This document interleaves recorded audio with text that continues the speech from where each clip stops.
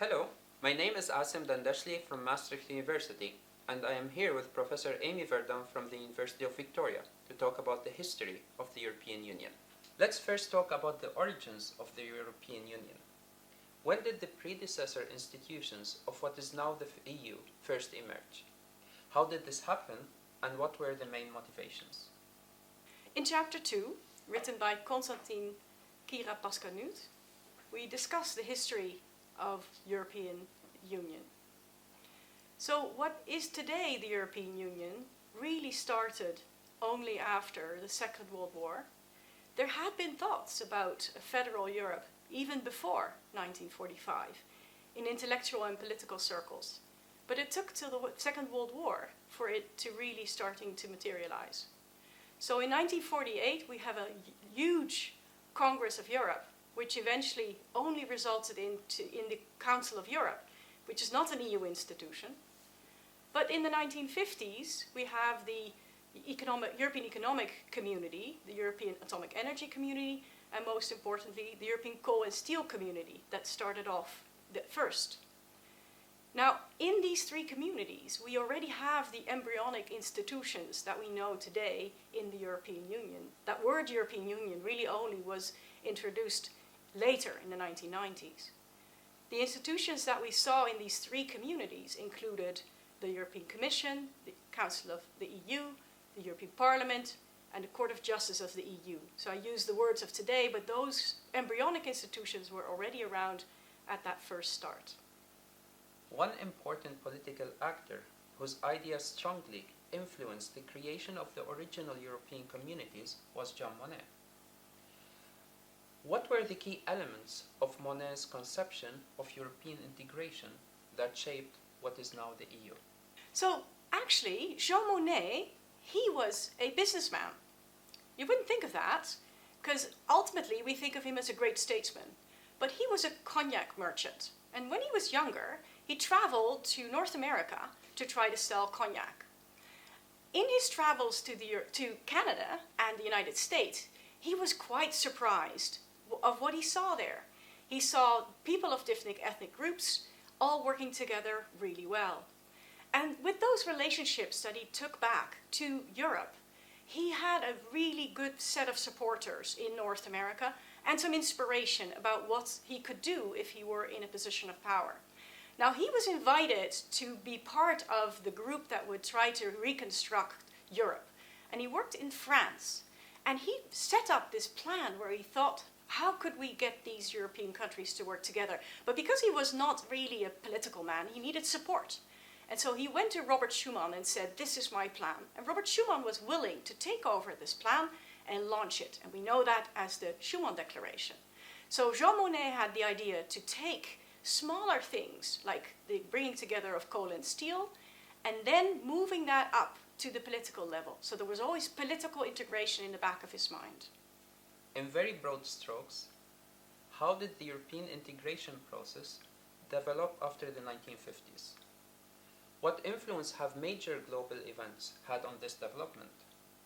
For instance, the end of the Cold War, the global financial crisis of the 2010s, or more recently, COVID-19 pandemic and the Russian invasion of Ukraine.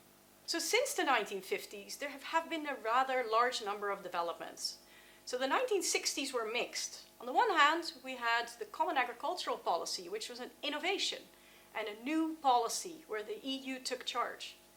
On the other hand, in the 1960s, we have the so-called empty chair crisis, where France withdrew from the EU Council, the Council of the EU Council of Ministers. Now, those two big moments really characterized the 1960s, a bit of both. By the 1970s, we have a period that they often refer to as Eurosclerosis, a period where it's not going so well. We have in the beginning of the 1970s, we have the oil crisis, and people are talking crisis, what crisis, like the Supertramp album. But also we have in the 1970s, we have the adding the enlargement of the EU with Ireland, the United Kingdom, and Denmark. By the 80s, it's not going so well in Europe. There's the Economist with a big tombstone on the cover saying maybe the EU is not there anymore, it's dead.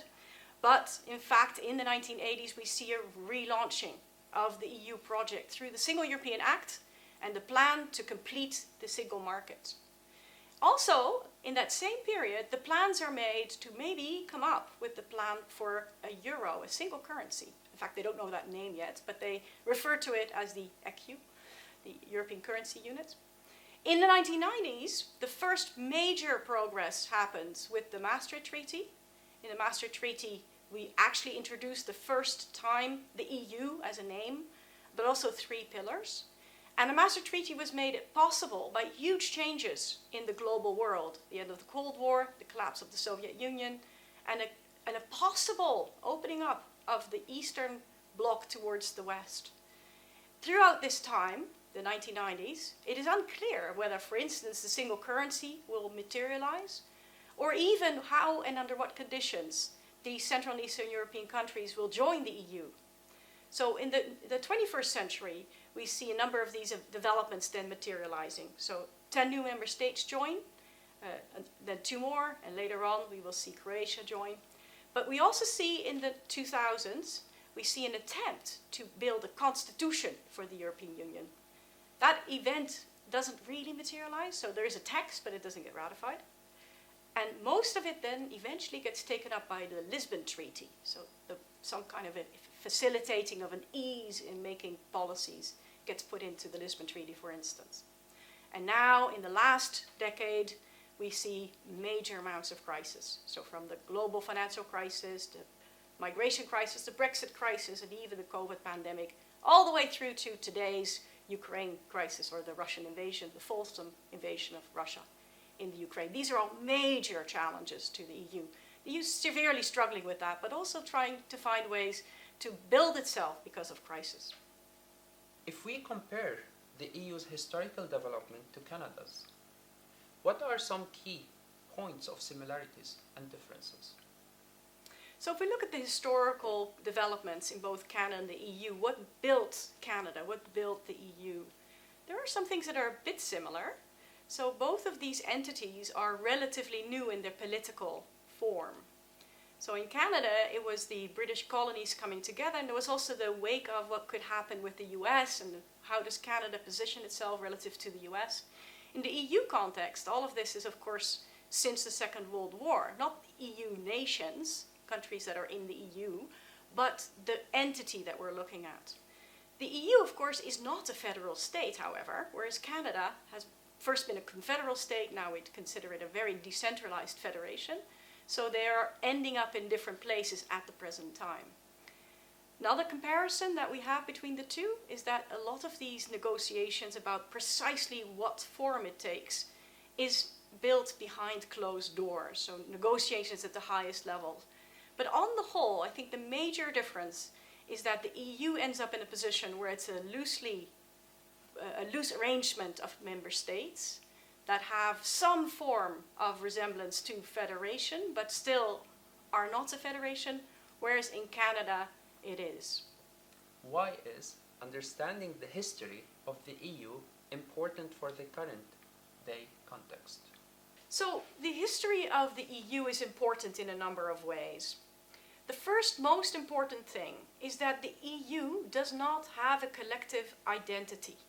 There aren't any Europeans that feel that they are part of this larger whole. There are multiple people. They all have their own different forms of identity to the EU. Most people, in fact, don't identify first and foremost with the EU. They identify as a nation, person related to a nation or related to a region. Very few people are first and foremost relating to the EU. So what we get with this history and understanding of history is a capacity to build a collective identity.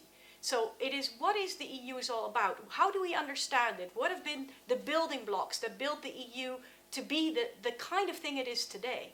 And if one is to change things, we need to be sensitive to what has happened before, to know where it was today, and therefore what you would be able to change.